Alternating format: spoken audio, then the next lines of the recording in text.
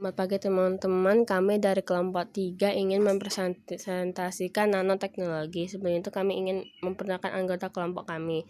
Pertama Mahes absen 9, kedua Keisha absen 18, ketiga Fauziah absen 13, keempat Rizky absen 31.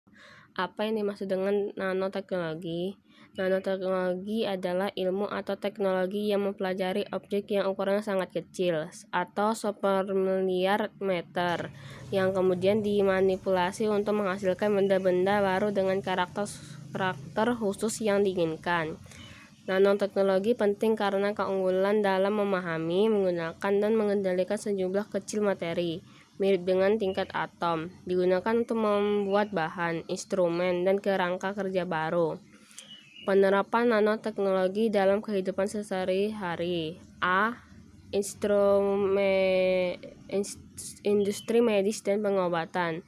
Dalam bidang kesehatan, melalui nanoteknologi dapat diciptakan mesin nano yang disuntikkan ke dalam tubuh guna memperbaiki jaringan atau organ tubuh yang rusak.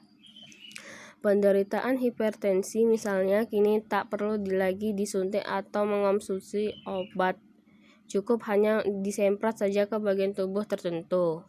Nanoteknologi dapat merekayasa obat hingga dapat mencapai sasaran dan dosis yang tepat, termasuk peluang untuk mengatasi penyakit-penyakit berat seperti tumor, kanker, HIV, dan lain-lain. B. Industri pengolahan pangan.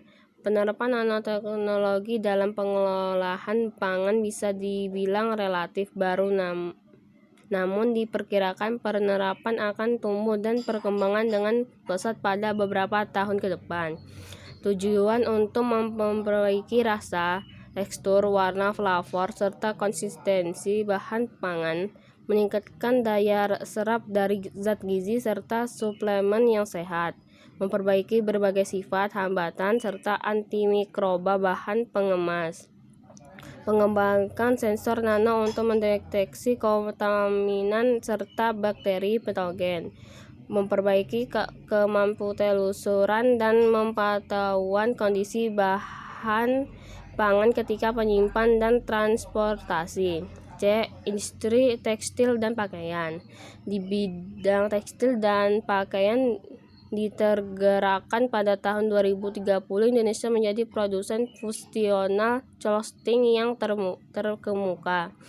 Material nano dalam berbagai bentuk seperti nanopartikel logam, oksida logam, dan nanokomposit telah banyak digunakan dalam fungsionalisasi tekstil untuk memberikan sifat anti-UV, antibakteri, konduktif, anti kotor, dan anti air.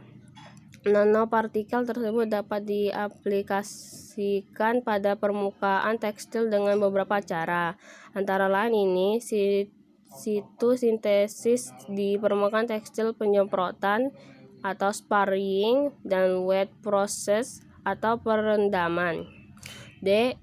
Industri elektronik. Pada peneliti di University of Texas di Dallas telah menciptakan sebuah kendaraan bawah laut yang terinspirasi dari ubur-ubur yang dapat berjalan menggunakan energi terbarukan dan dapat digunakan dalam kegiatan penyelamatan laut dan pengawasan misi militer. Robot ubur-ubur tersebut dijuluki robot jelly, yang dapat memanfaatkan gas hidrogen dan oksigen dalam air sebagai bahan bakar sehingga robot bawah air tersebut tidak perlu baterai atau listrik. Selama perjalanan di laut, robot ini hanya membuang limbah berupa air.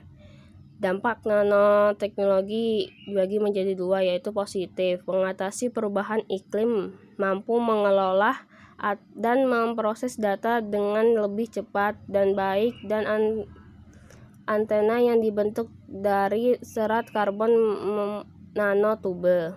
Negatif, residu yang mengendap sangat berbahaya jika sudah terkontaminasi oleh bahan kimia lainnya, khusus jika masuk ke dalam tubuh, karena ada kondisi di mana tubuh tidak mampu mengeluarkan residu tersebut dan akhirnya menetap di dalam tubuh selamanya. Sekian presentasi dari kelompok 3, terima kasih.